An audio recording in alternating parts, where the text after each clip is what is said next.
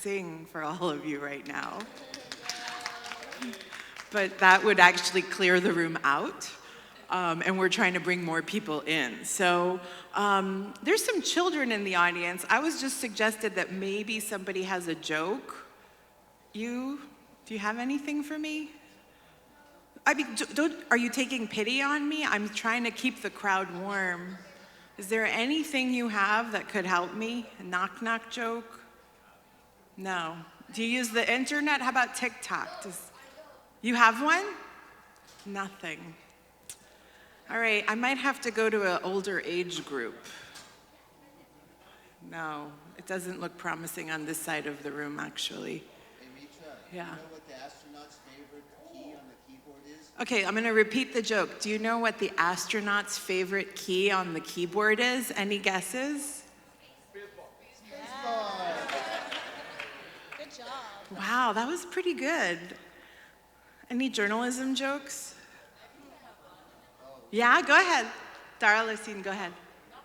Knock, knock. Oh, I'm in the butt of the joke. Okay, she said knock, knock. I'm gonna say who's there. It won't work. Is that the joke? Oh. You can do. They did. Yeah. I'm really good at getting people to laugh at my Hello? expense, Okay. I promise you. Go ahead. Knock, knock. Who's there? You. You who? Yoo-hoo! That was good. I like this panel already. You see why they are where they are. We're really leaning into the discomfort here. Anyone else? How about I ask who's traveled from the furthest away? Mount Everest is far away. Yeah. I know. Antarctica. Anyone from California? Okay. Canada? I love how we refer to Canada as this like one thing. Toronto? No. Vancouver? Seattle, okay. Seattle's pretty far. Mike, what's farther, Seattle or California? Seattle. Is Seattle? You sure? Yes. Okay, thanks. Somebody over here?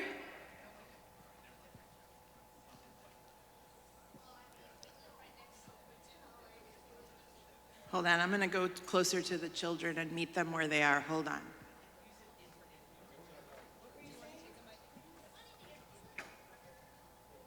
Hold on, I'm gonna take a mic. 1 second, hold that thought. I hope you're saying something appropriate. Are you trying to talk to me or are you trying to talk to the audience? Oh, okay, I just have to talk to her real quick. I'll be right with you. Okay, come here. Funny thing is, we are actually the ones who live the closest to this place. Only like 10 minutes away. No.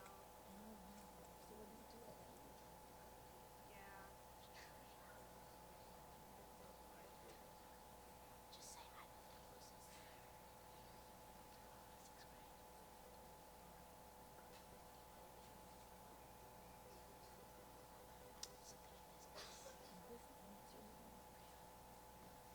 Okay, thanks. Did you want me to summarize my private conversation with Priya? Okay. Priya actually lives 10 minutes away, so she wanted to know if we could applaud for her for living the closest. Thank you, Priya. What did I learn about you? You want to study business, and you've been going home every night, so you're not staying in the hotel. Have you been partying every night, or do you feel like you have to leave earlier because you're going home?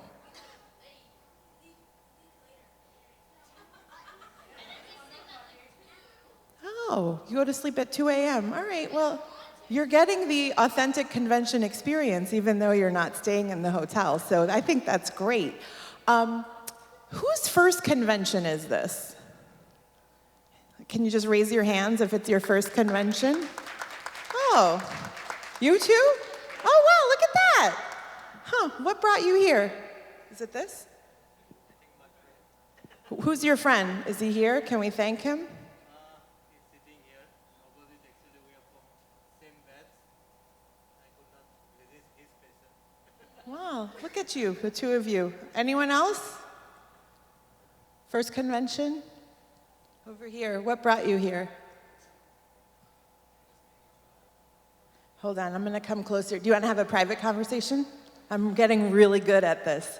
Now you see how I get my news and information. It's my wife.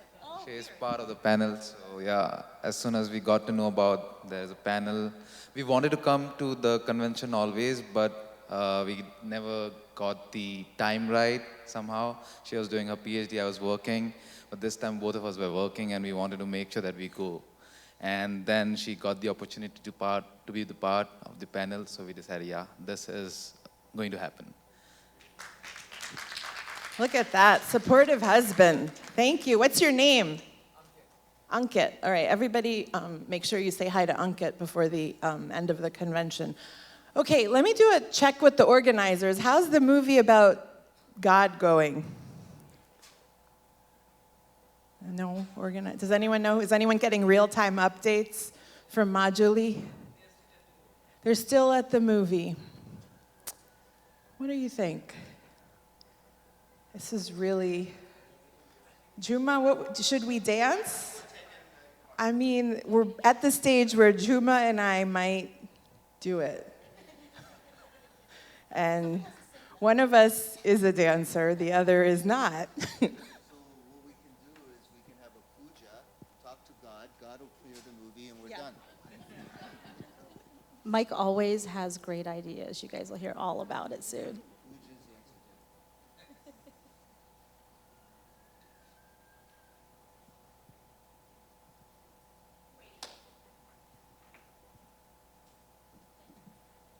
So I just got a green light to start, which is wonderful. So it's wonderful to be here. I just want the organizers to know how much I appreciate that we've woven panels and discourse like this into the programming as opposed to making it off to the side or something that's like at 8 a.m. on Saturday, and good luck to you if you wake up and make it, to hear from our fine, accomplished panelists.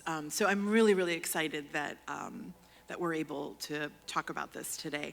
So the theme of our discussion is about the adventurer. So within the Assamese community, a trend was emerging as the organizers were putting the agenda together of kind of people going all over the world and out of the world and into all corners of the world and unexplored areas of the world, and having this common theme of being Assamese. And so this panel was born out of that observation. You're gonna hear from 5 individuals who will talk about their sense of adventure, but really we wanna hear from all of you. I think one of the greatest adventures that we've actually celebrated for 45 years in this convention is one of the most ultimate adventures in life, which is that of migration. And so many of you are already adventurers just by virtue of being Assamese who ventured out of your homelands, or perhaps a few steps removed from your homelands. I'm going to moderate this discussion. My name is Mitra Kalita. I'm a journalist in New York City. I'm a journalist and entrepreneur. I run my own media companies. You'll hear very little from me. My goal as moderator is that you hear from me in moderation. I do have my bio here just because I find that as you're hearing from people, I might flash their bio just because you might be like, did she go to an Ivy League university? The answer is no. So those of you who feel great pressure, I'm here to take the pressure off. I went to Rutgers University, a state school. But some of the other panelists, I'll also flash their backgrounds as well, just because of the recall. I mean, I know that partly because of the film going on, we're gonna have some late joiners, and our goal is to contextualize throughout the next hour or so that we have together. I will try to keep this to an hour. I would say it's to respect your time, but actually it's to respect mine and Juma's time because our children are in the fashion show, they're dancing, and actually and Juma's also dancing, so we have to keep it moving for our own sanity today. So that's partly why keeping the crowd warm was truly leaning into my discomfort because we got to keep moving. So I want to begin. We're going to go in order. Each of the panelists will give you a little sense of what brings them here, right? I'm not going to introduce them, but like I said, I do have biographical information for each of them, and I'll flash back and forth. We're going to begin with Hedayat Ali, who has joined us from California. Are you ready? Yep. Okay, all right, I'm turning it over. Thank you all so much for being here. Let's give it up for Hedayat Ali.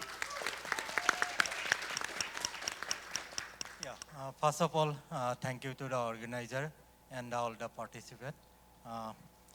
And I'm Hedayat Ali. My background is from Assam. I'm from a village called Dampur. It's in Kamrup Jilla, Hajo. And on career side, I'm an IT professional. I live in Fremont with my 3 kids. You can see my family photo here. My hobbies are outdoor activity, hiking, camping, travel around the world, and mountaineering. For last almost 10 years, I've been doing a lot of mountaineering and going a lot of places. And I consider myself as lucky, able to see a lot of incredible places. Among them is I was able to stand top of many peaks. Among them, first one is the Mt Everest. It's the highest peak of Europe. Then Mount Kilimanjaro, Africa. Then Mount Aconcagua is the highest peak in South America. It's actually South America and North America. Then Kosciuszko in Australia. This is another very exciting trip for me to going to Antarctica and summit the highest mountain, Mount Finke Massif. And my last mountain, part of my 7th summit, that's highest mountain in every continent. I'd been 2 times, still not able to summit. And finally, Mount Everest, 2 years back, and almost 2 years back.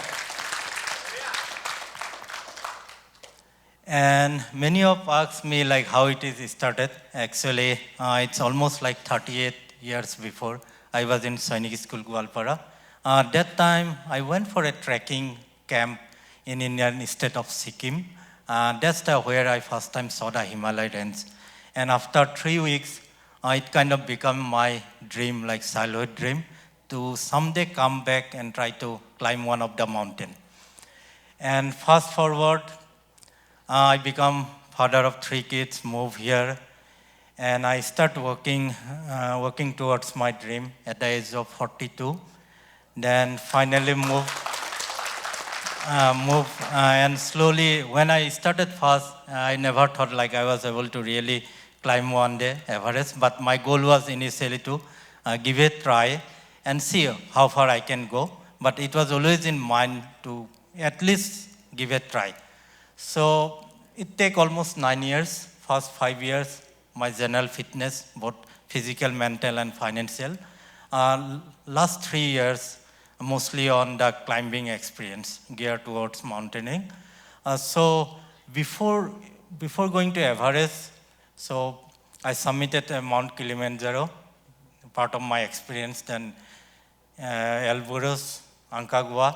Then I gave the first attempt 2021, but COVID caught me in the base camp, so I was rescued, spent almost 1 week in Kathmandu hospital, came back, and give a second try. God grace, I was successful on May at the age of 51.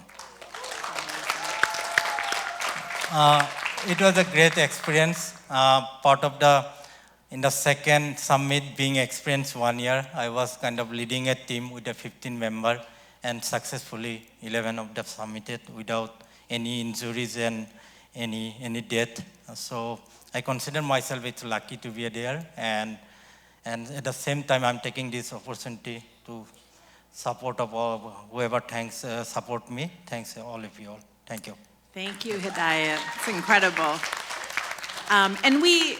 what I really appreciate about your story is that you're sharing your failures, right? That it wasn't necessarily successful. I'm very, very grateful for that. And that was a theme as we were speaking across our panelists that, of course, came up over and over. The next person we'll hear from is a dear old friend of mine. I can't remember not knowing you in my life, which I think, how many people can say that? Is Dr. Seebany Datta-Barua. So you want to take the mic and come over here? Sure. Yeah, thank you. Hi, everybody. So I want to also say thank you for being here in the audience. Thank you to the organizers. This is the 45th Assam Convention. I think I've been alive for as long, I'm 45, and I've been coming to these conventions, and so your support in the community has been a key part of who I am today. So there's a photo of my family, Jonathan Macer, and then Kieran, who's 12, and Kavita. Let's see, we live in Chicago. I'm a professor of mechanical and aerospace engineering. And let's see, so I guess what brings me to the stage today is the fact that in November, about 6 months ago, I had the opportunity to go to McMurdo Station, Antarctica, as a scientist. And so it was a really fantastic experience. I never really expected that I'd be going there, but you know, you always say, there's kind of an opportunity, and that kind of sounds exciting, and you know, will I have the support of the people around me? And with this community, you pretty much always do, and so I'm very grateful to my family. Can I go back to the early slides? Oh yeah, so the family that I grew up with, my younger sister, many of you may know Indu. Today is her birthday, so if you're on social media, June 30th is her birthday, and drop her a line. But that's the two of us in the house we grew up in Houston at the Top Center. And then that's one with my sister on the left, my mom in the middle, Manjula Datta-Barua, and myself at one of these conventions in a hotel hallway, I think. So I grew up in the Houston area, really liked all subjects in school, actually. We lived close to Johnson Space Center, so we went there every time there were Assamese family members visiting or community members visiting from out of town. Take them to NASA, you know, and that's what we'd do, so there's a photo. But it was sort of when I got into high school and really started reading this book that just kind of blew my mind. It's called Relativity Visualized, and it was all about space and all the weird things that happen when you start to think about relativity. And so when I went to college at Stanford, I was there as a physics major and I had this wonderful opportunity to work with a professor. Her name's Sarah Church, and she was studying, she's doing astronomy and observing the cosmic microwave background. And so as a senior in college, I got to go with her to Hawaii. That was the first time I'd ever really gone to Hawaii. I was like, wow, someone's gonna pay for my ticket out there to do this amazing thing? How could I turn this down? Being a scientist is awesome. And so we went there, did the experiment, but I realized that looking back at sort of the early universe, the birth of the universe, was a little too far away in space for my interest, because I wanted to know kind of what can we do in space that has more real world application and impact on our lives. And so I kind of work on space weather now, and that's kind of what I do. Although this project actually, as I've been working in remote sensing, is actually not even space weather. This is about, can you use GPS? How many of you have heard of Global Positioning System? Yeah, GPS. Everybody's got the handheld, right? Yeah, so maybe it's built into your cell phone. So usually people use them for knowing where they are so they can figure out where they want to go. In my research, what I do is I say, okay, well, I already know where I am. When I get the signals from the satellites, what do they tell me about the environment around me? And so for this project, we were looking to detect GPS signals after they bounced off the surface of this giant glacier. This is a part of a glacier that extends out over the ocean. It's called an ice shelf when the glacier sort of flows down the continent and out over the ocean.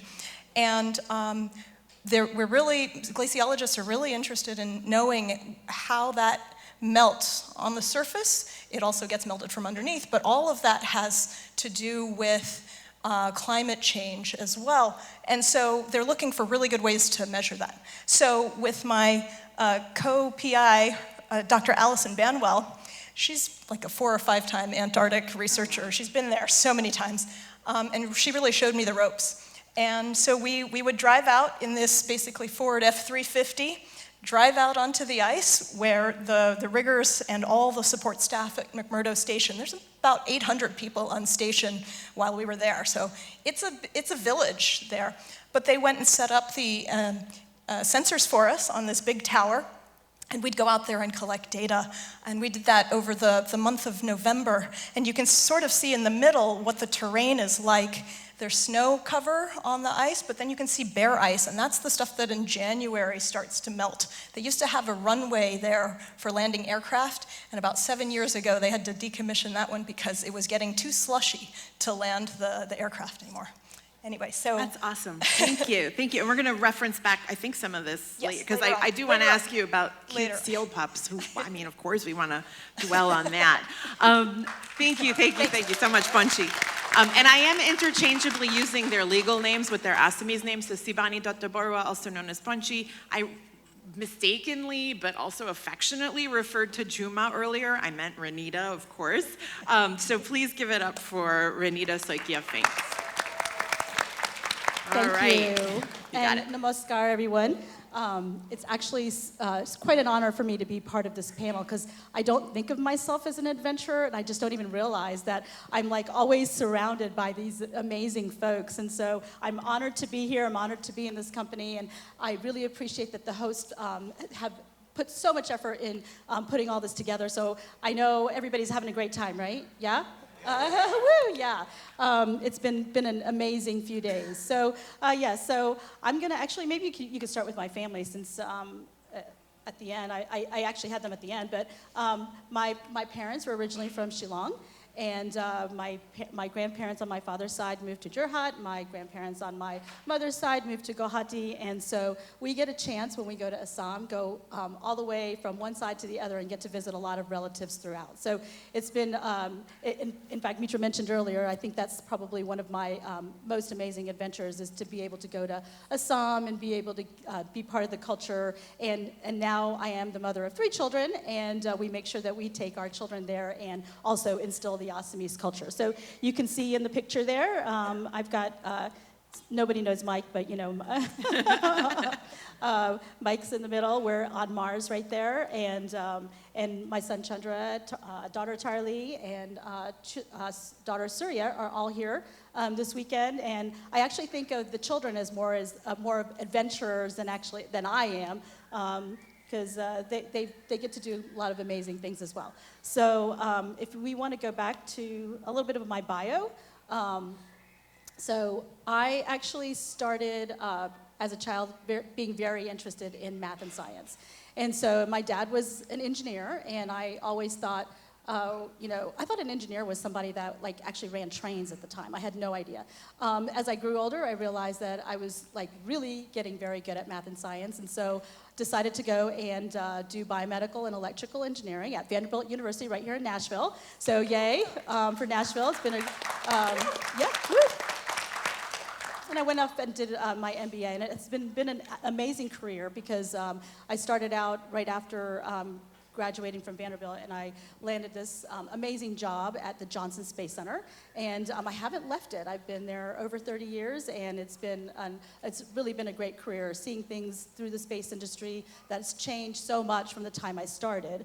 So if you want to go to the next slide, so when Mitra, I have to tell you, this is a very, very good friend of mine, and she gave us very specific instructions in case you haven't noticed. She's very detail-oriented. And she said, pick one picture that kind of explained, where you came from. And some people listened and some did not, but that's okay. Okay, you will notice I'm probably the only one that's afraid of her and actually follow directions. And so, so this picture right here is, and starting my adventure, is flying on a zero-gravity aircraft. It's a KC-135. And so one of the chances that I got, I think a few years after I started there, was to fly on this airplane. And this airplane actually gets to simulate a zero gravity environment. So for some of you kids, have you guys ever ridden on a roller coaster? Yeah? Okay. So this is super cool because our airplane actually goes way up and comes down. And do you know what this is called when you in math? It's called parabola. And so we would go on these parabolic flights. And in the parabolic flight, we would start on the bottom. We would actually pull two gravities, that's like pushing you down. And then you'd go up to the top, and you would feel 30 seconds of microgravities, 30 seconds of floating around. And I just thought that was the coolest thing. I was like, oh my goodness, this is 30 seconds of floating around. I'm going to get to feel like I'm in space. And so I got a chance to do that. And being part of this actually kept me interested in space because you get up there and you float and you just feel like you are the master of the universe. And Mike's going to tell you a lot more about this really soon. But you float and you just, your whole body feels different. Your fluids shift up to your head and you just feel like, you know, Superman, right? And so I was getting a chance to test out medical equipment on this zero gravity flight. So that was my one picture that kind of inspired me. So then I went on and flew experiments on the space shuttle, which has now retired. And then I have had experience with the space station, also in medical equipment. And now what I do is I work on human performance in getting ready for going to the moon and Mars. And so again, it's been really an exciting journey for me to be able to be part of the space adventure, just like Seebany here as well, and we're going to get to hear from Tarali also, and of course Mike. And so this has been, an absolutely amazing adventure for me, and we're really glad to share this with you. So we hope you ask a lot of questions. Thank you, Juma. Namaskar, Shade Rice. More naam Mike. You can call me Mike Mama, Mike Dada, sab thik ase.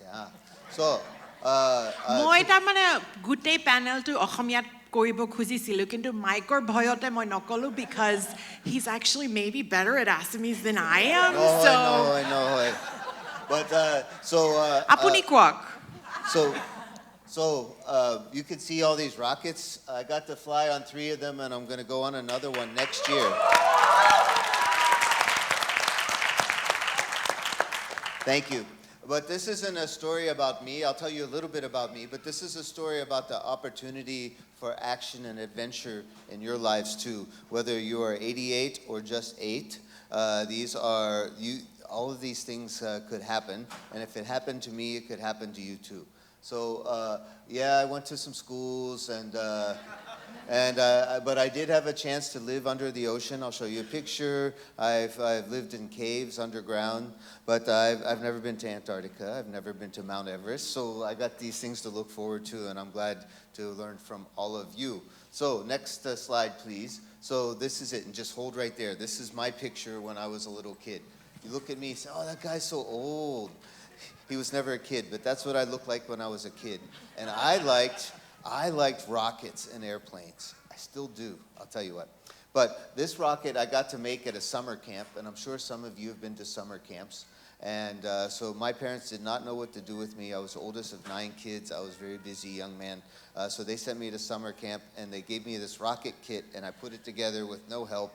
And this is one of the highlights of being 10 years old, was that day in Pittsburgh, Pennsylvania, when I pushed the button and the rocket went up. And you even see me with my little blonde hair, back when I had hair, looking at my watch. I was trying to get some test data. How long is it going to fly?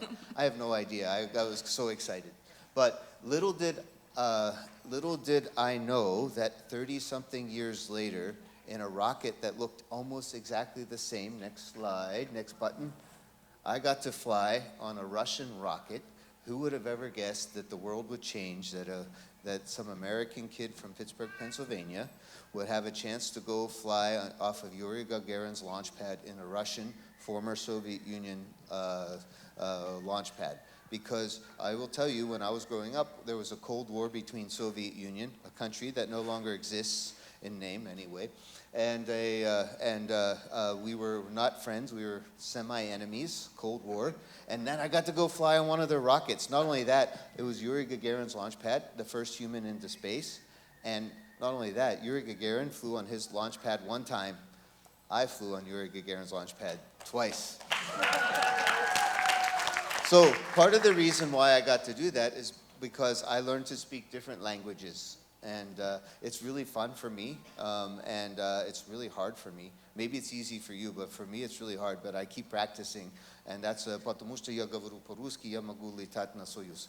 So I can say that. But on the way, I told you I lived underwater and lived underground in caves. I get to fly T-38 airplanes, and these are really fun things, and it's a great part of my job. And let's see if we one more slide, and then we're almost done. So along the way, I get to meet interesting people. I got to meet Buzz Lightyear. You probably recognize him. I got to meet the President Obama guy. I don't know if you ever met him. He thought my jokes were funny too. I got to be on a Star Trek episode, and also we went to Assam. And met the chief minister, and I was felicitated in Guwahati along with my beautiful wife, and I think that was one of the coolest adventures, was to be able to...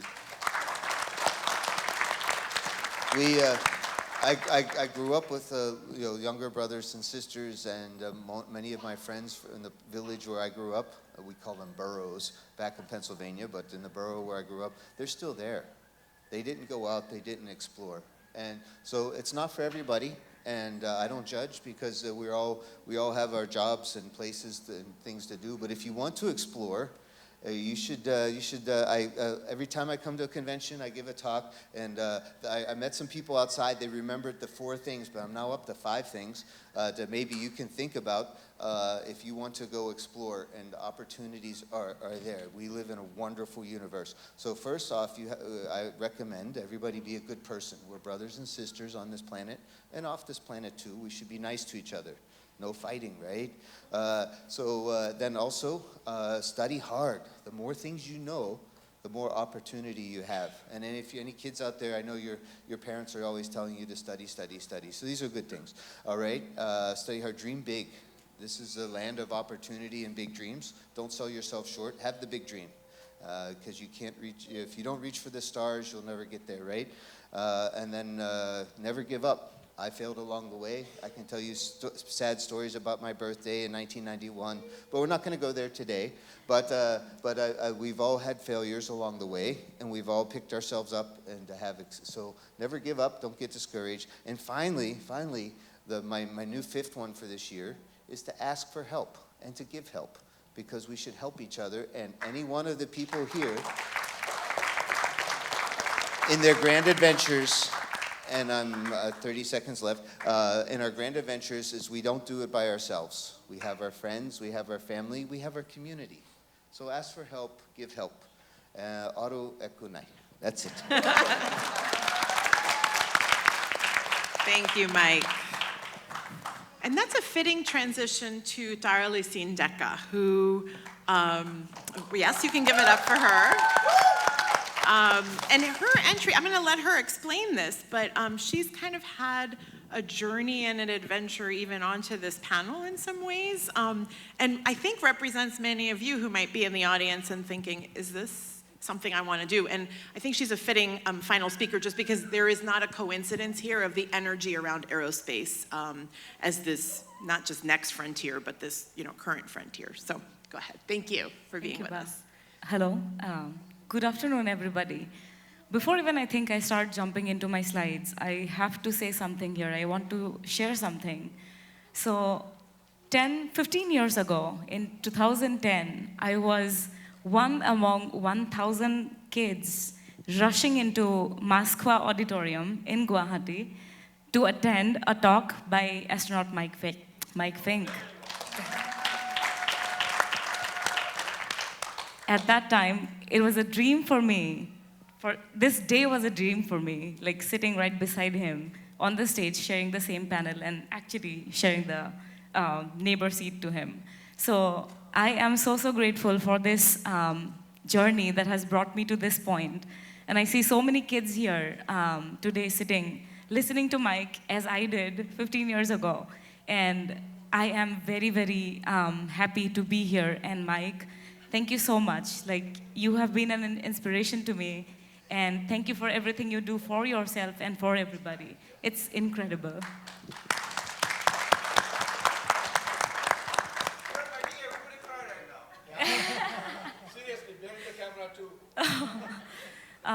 So yeah, I think jumping right in then. I am Taracilin. I am born and brought up in Guwahati. My first introduction to space, honestly, not even space, I just used to be a very curious kid, like, you know, looking up at the night sky and wondering what is up there. I still remember my parents trying to make up stories and be like, whoever passes away in the family becomes a star in the sky. So for a very long time, I thought my grandparents were up there. But anyway, I have come a very long way from that, and I promise that's not a story I'm going to tell anybody ever. But yeah, that question still continues to drive me, what is up there? And that has brought me here in my space journey. But however much I wanted to study aerospace or pursue space, life had other plans for me. I initially did not really start my career as an aerospace engineer. I had a really good offer from the National Institute of Technology in India, a very well-known and reputed university, and they offered me a degree in electrical engineering.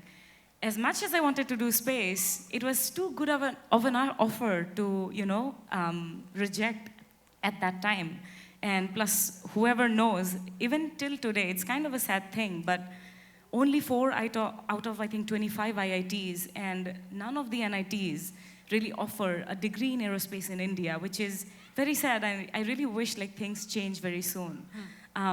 But at that time, I took this as an opportunity for me, and I put aside my space dream for a little while, and I jumped on into my career as an electrical engineer to begin with. And I made the best out of those 4 years. I did robotics, my love till date. I did National Cadet Corps. I was dancing. I was doing modeling. Who would think?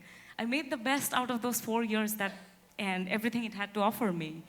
But I never forgot my dream about space. I always found something was missing. I wanted to do something in space, and I started my application for Masters in Aerospace Engineering in the US. And guess what?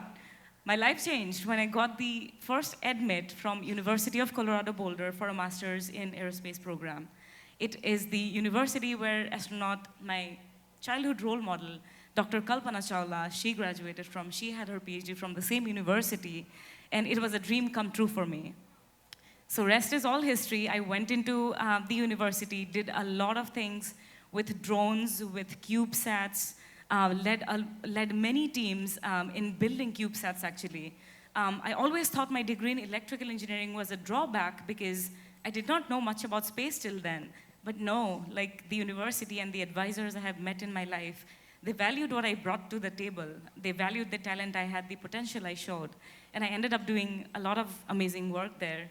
And that ultimately led to getting a PhD. I did mission planning. I did mission trajectory designing for spacecraft through my PhD. And yeah, it was a hell of a ride. I graduated last year. I took my grad work like 2 months ago, sorry. And I started working, thank you. And I started working in the space industry despite being an international in this country, based in El Segundo. I'm working as an astrodynamics engineer at a space startup called Morpheus Space.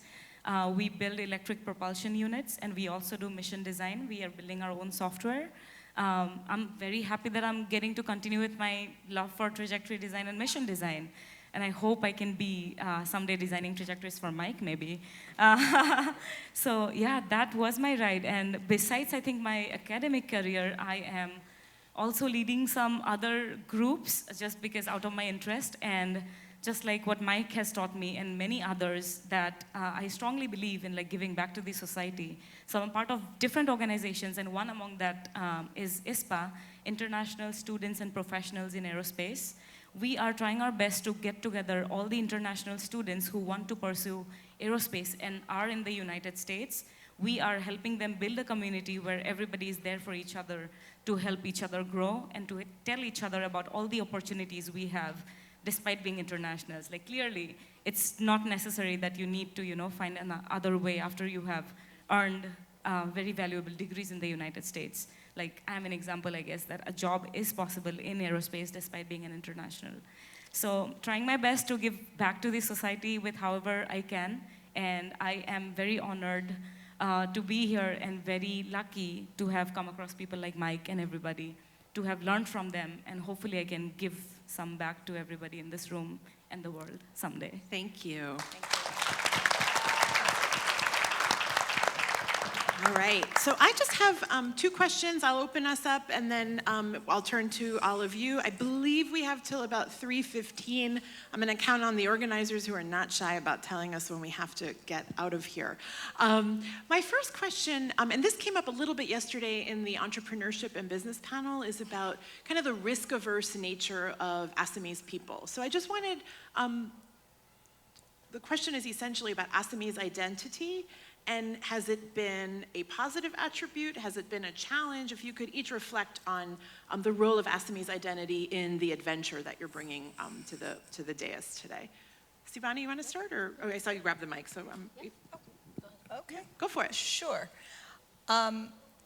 So I think that there are role models certainly within the Assamese community. I looked at my father who, I don't know, he started running marathons at late 30s or early 40s. And he just said, you know what, I'm going to try this. I'm going to start doing it. He found a social community. He got really into it. So, we're surrounded by people who are doing all kinds of amazing things all the time. And I don't think I've ever, certainly, I think since becoming a parent, I have also become more risk averse, so I see that side of it. But I also think that having this identity where people don't necessarily know how to place you or categorize you or something like that, it can be very freeing because nobody has those expectations for you. And so you can kind of construct the identity you want to have. That's sort of been my experience of it. Anyone else? Part of the way I grew up, and I think that's time a lot of people grew up in the same way, about like 40 years back. Assamese society was very unstructured society in the sense like, as a kid, you are free to go anywhere. You can play anywhere, anywhere, and whatever you like, you can do it. I think that helps me to explore.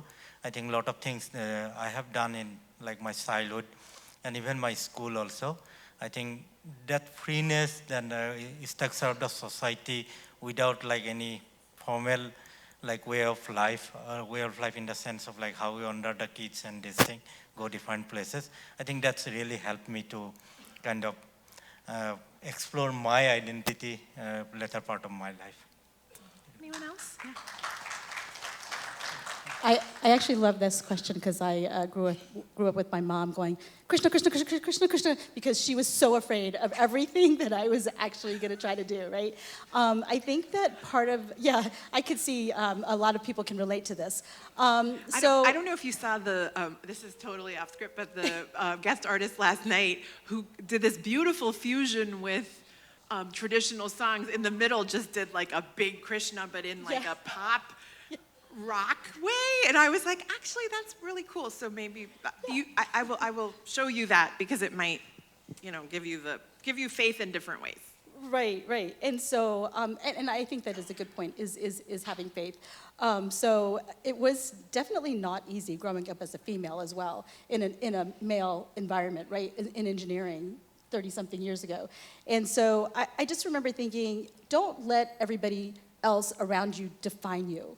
You need to figure out who you are yourself, figure out what you're good in, and just keep moving and keep, trying your best to be your best. Because I think there's always going to be non-believers out there. There's always going to be people that are going to say, oh, don't do that. But you really have to look into yourself and decide, here's what I want to do, and try to go for those goals and go for those dreams. And so it is not easy, again, being part of a different culture, living in this country. And so I think that sometimes you just have to really, again, have faith and sometimes take those leaps, even though you're scared. And so it's not bad to be scared. It is okay. That's the reason we survive sometimes, right? And so definitely make sure that you're, again, well educated so that you know what risk you're taking and then decide yourself. So That's great. Anyone else? I'm not going to ask Mike his Assamese identity experience, okay? Mike, you're so aware. I love it. Go ahead, Darlene. Yeah, for me, I think coming from Assam has really helped me feel grounded wherever I go, whatever I do. I always find myself, looking for an Assamese community, and I think this itself, like me always trying to come to the Assam convention to meet more people from Assam and get the feel of the same homeland and same cultures and values we share. That has always helped me stay grounded. So I'm proud of being an Assamese, and I'll always carry that with me. In fact, Hedayat does, I think, all the pictures with that gamusa. Mike's famous space dance with the gamusa and bihu dance. Everything makes me so proud of being an Assamese, and I feel like carrying that gamusa with me everywhere I go. So beautiful. yeah, Thank you. I'm truly rooted for that, and I'll always carry that with me. So we're speaking about building community, and I promised we would come back to some of Seebany's pictures because she did something interesting when she was in Antarctica. She had a WhatsApp group, and a number of us Assamese community members were on it. I just wondered if you could talk about building community and the seal pup thing that was going on with this group. Hang on. And if you just have any reflections on that, because here we go. But to me, that was the WhatsApp group, and then that you were making us vote on cute seals in the middle of these frigid temperatures was quite remarkable. So McMurdo Station, which is the United States base for all science operations that happen in Antarctica, is this really unique community because everybody there is an immigrant from somewhere else. And so you're encountering people, and you are in a village with people for a sort of a short amount of time, and so it's a special time. People have been asking me, what's it like? And for me, it was kind of this dream science camp for grown-ups. If you have ever got to do a science camp, if you want to try that out, kids, I highly recommend it. It's so fun because you get to do all these and hear about all these great projects. So everything is community run there, and one of them, which I shared on this WhatsApp group, was the team that I shared some lab space with.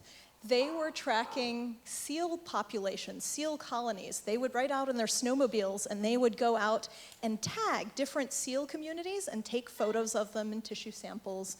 And so on station, they had a fat seal pup tournament.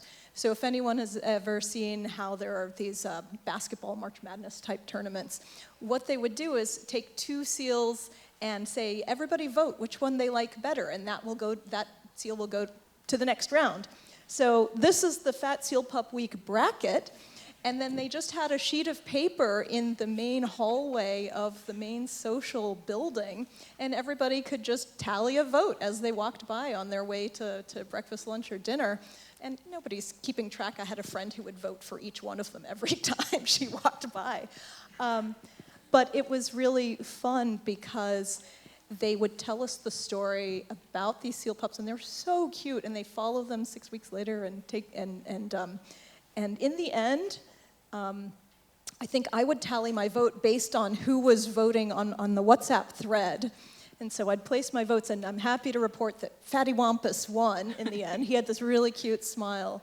And, but it's very interesting. One of the things that group was tracking was seals that move from one colony to another. They're called immigrants in their colony population. I remember Mitra. Can't escape it. Yeah, and Mitra said, "I'm voting for the one with the immigrant mom." Yeah, of course. So.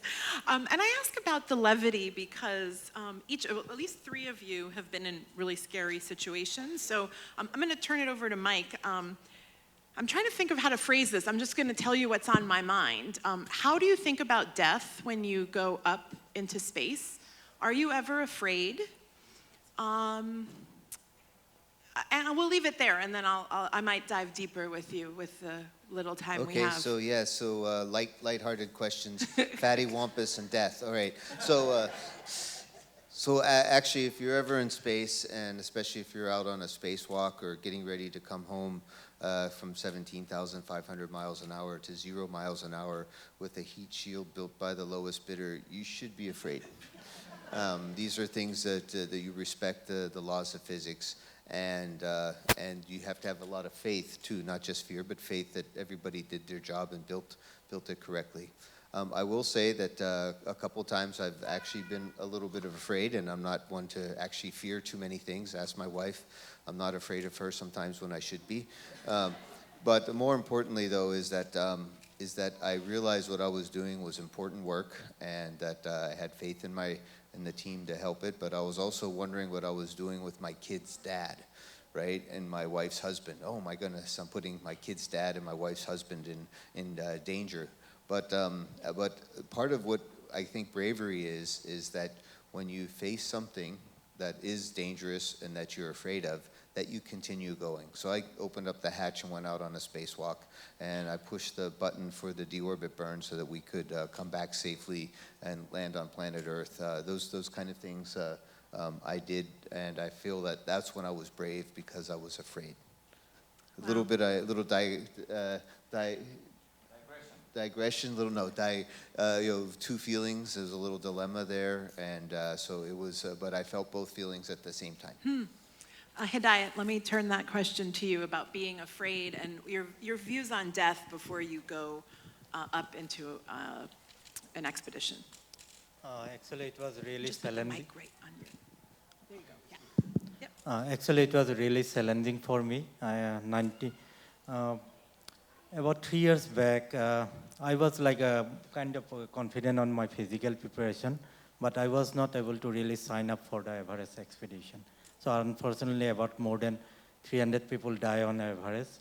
So I was always thinking about how to manage that fear. So it took me almost about a year to manage that fear. So what I did, I have read a lot of books on that time, even a lot of religious texts, a lot of podcasts, and trying to understand what is the meaning of life. Basically, death is everybody has to die, but how to overcome, manage that, how make best use of that one. So finally, after 1 year, I was able to manage that fear. So what I kind of learned is so if you are really passionate about it, you do your 108% preparation as much as you can, but you should not just go behind just fear of death. You should go and do your passion. And if you are dying, you are dying for your cause. If you are not dying, you are winning. You basically get your things done. So that's my perspective. Thank you. Thank you. So we are going to turn it over to you. If you have a question, raise your hand. Shantanu's going around. You have one? Okay. All right. And just identify yourself briefly and then ask your question. Hello. My name is Gautam Fukan. I'm a neurosurgeon by profession, but my second passion, if you will, is space and astronomy. So I have a question for the astronauts and the aerospace engineers on the panel. As I understand it, in low Earth orbit, you still have about 90 to 95% of the gravitational force of the Earth. And yet we have this concept of microgravity or zero gravity, which I understand is a misnomer. And most explanations say that you're in a constant free fall. But what is exactly the physics behind it? I mean, can you explain that in a layperson's language? We have a few physics experts, so go for it.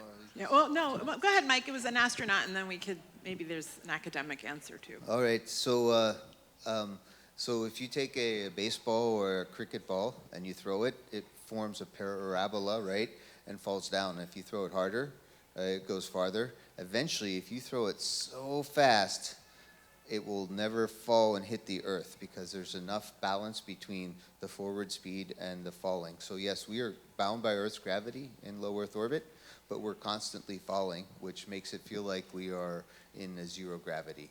So that orbital velocity is a factor of the mass of planet Earth in essence. So the moon, you can get into orbit with a softer throw, and Mars is different. But if you go fast enough, you can actually leave Earth's orbit. If you throw the ball super fast, the gravity of Earth won't keep it, and then you can find yourself in intersolar space, I guess, and work your way to Venus or Mars or something like that. But that's what mission planners do, right? Do you have anything to add about mission planning and fundamental gravities and free fall? But it is really fun. If you ever find your chance to go to be in free fall for a while, you'll love it. I'm going to Dollywood tomorrow, so that'll be my free fall. Well, Mike actually hit it on point. I was actually going to use the same example of the throwing the ball. But here's like one thing, like we do call it zero gravity, but there is actually, gravity is never zero. That's why microgravity is the right term to explain that. Of course, like as the distance from the Earth increases, gravity decreases, but zero gravity is not technically zero gravity, but just like Mike said, we are always falling freely towards Earth. So eventually, at a very long time, you will end up re-entering the atmosphere and falling back on Earth. So during that whole process that takes so long, you do feel weightless because you're just falling so slowly. But yeah, zero gravity is a myth. It's a microgravity rather. Thank you. Let's get some more questions. Yeah, hi. One more question, that's it. So my name is Jay Barua. I'm from Nashville, Tennessee, by profession architect. So first, Mike, thank you for motivating youngsters. My son's doing aerospace, largely motivated by you. So this is a question for everybody on the panel. What are the effects of space on human body? And there's a lot of research on how human body can react to space. So would you guys try to answer that? Yeah. Thank you. This is Renita's area, I believe. Yeah, actually, that's a very complex question because the body is complex, the physiology is complex. And so when we're looking at our biomedical research, every time that we start honing in on one system, we realize that another system is affected, right? So things like muscle deconditioning, for example, we find that when we're in zero gravity, your muscles start deconditioning. Microgravity. I like to say zero gravity for kids, but yes, in the microgravity environment, as I had mentioned earlier, because of the fluid shifting, you're starting to feel you're starting to get some deconditioning effects. And so what we like to do is we like to countermeasure those effects up in zero gravity, and so we have exercise equipment. And that's one of the things that I was very involved in, was developing exercise equipment, because we really want to try to counteract those effects of microgravity. And so again, it's when you think about your body changing, you start thinking about it's not just your muscles. Well, your heart is a muscle, right? Then your whole cardiovascular system changes. Well, then you have things even neurovestibularly. As a neurosurgeon, you probably know. I mean, just having that difference in pressure in your head, then your vision starts changing. And so it's really actually a quite complex question I can't really answer in a couple minutes. But if you want to come by sometime to Johnson Space Center, I'm happy to give you a tour of our biomedical facilities and our human performance facilities, because we have a combination of different laboratories that study just this thing. So I hope I know I didn't answer your question completely, but hopefully that gives you a little bit of understanding of the complexity. I'm so impressed with the complex questions, actually. This is not where I expected this to go, but it really does speak to the sophistication of the audience. So on that note, I told you the organizers would not be shy if we needed to get out of here earlier, and I believe we do. So each of us here, I don't know anything about any of the subjects, but the great thing about being a journalist is that you get to pretend you know everything, a little bit about everything. And so all of us are happy to engage with you, communicate with you way beyond just this interaction. So please do stay in touch. I'll speak for myself, but actually most of our panelists are very scarily easy to find on the internet. You can come up to us afterward and we'll give you our information so that we can at least keep the conversation going. I'm really sorry that we are cutting this short. Can we please give our panelists a round of applause? They've been amazing today. Please. Thank you. Thank you so much. Mitra, would you step forward, please? Step over. Right. Oh boy, this is real. Right around here. Come this way. This is like getting a right, thing. this Okay. way. All right, hold She's on. not being put in front of the class just because she went over time, but we'd like to acknowledge her as the only Assamese person being at CNN, being at Washington Post, and taking a leadership role in organizing this panel discussion. So we thank you very much for that. At this point in time, I'd like to invite Jayanta. We got a little kind of certificates of appreciation for all of the panelists. So, Jayanta, come on up. And the first person that we acknowledge is, of course, we had a tough time deciding between Mount Everest or space.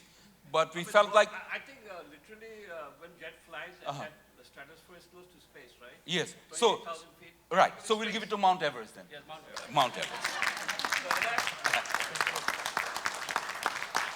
Next, we'll give it to Antarctica.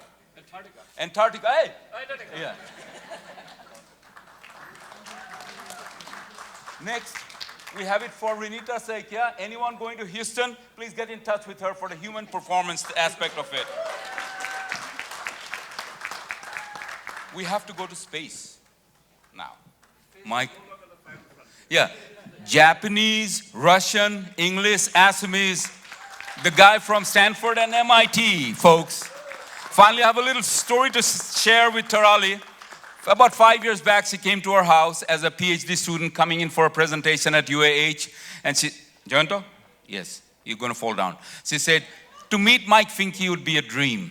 I said, I'll remember that. And of course, I sent a link to Mike, and Mike didn't respond because government employee space, you have to understand. But that's the case with all. I tried to get in touch with Hedayat. He says, who the heck is this, you know? So I had to, what I'm trying to say is the ability to leverage the networking, you know? So thank you, Mike. And Tarali, it's you. We delivered on the promise. So happy that I was able to deliver on the promise that I had made to you 5 years back, that you will be on the same frame with Mike Finke. So sweet. Thank you. Thank you, folks. And now we'll follow it up with a tea right next door, folks. So please stretch your legs and then come back as soon as you're done. And also, there is Nitin's photo exhibition and Rakesh Baro's photo exhibition going on in Magnolia.